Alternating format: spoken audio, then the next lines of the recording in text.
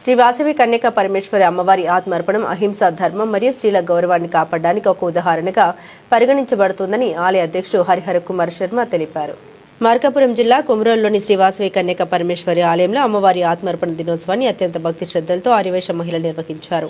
ఉదయం 9 గంటల నుండి మధ్యాహ్నం 1 గంట వరకు అమ్మవారి కుంకుమ పూజ నిర్వహించారు. అలాగే మహిళలంతా అమ్మవారికి సామూహిక హారతి అందించారు. ఆలయ అధ్యక్షుడు తుమ్మలపెంట వెంకటరమణ అధ్యక్షతన ఈ పూజా కార్యక్రమాలు నిర్వహించగా ఆలయ అర్చకుడు హరిహర కుమార్ శర్మ శాస్త్రోక్తమైన వేద మంత్రాల మధ్య ఘనంగా పూజలు నిర్వహించారు.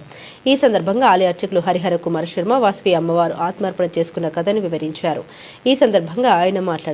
వాసవి అమ్మవారు పెనుగొండల కుసుమ శ్రేష్ఠి మరియు కౌస్తుంభి దంపతులకు జన్మించిన వాసవి గొప్ప గుణవంతురాలు, సౌందర్యవతిగా ప్రసిద్ధి చెందిందని ఆమె చూసిన విష్ణువర్ధనుడు ఆని రాజు ఆమె మీద వ్యామోహంతో పెళ్లి చేసుకోవాలని కోరగా తాను కన్యగా ఉండాలని నిర్ణయం తీసుకున్న వాసవి అమ్మవారు పెళ్లికి నిరాకరించిందని, అయినా విష్ణువర్ధనుడు ఆమెను బలవంతంగా తీసుకెళ్లడానికి ప్రయత్నం చేస్తుండగా ఆమె అగ్నిగుండంలో ప్రవేశించి ఆత్మార్పణ చేసుకున్నారని, అప్పటి నుండి ఆచారంగా వస్తుందని వివరించారు.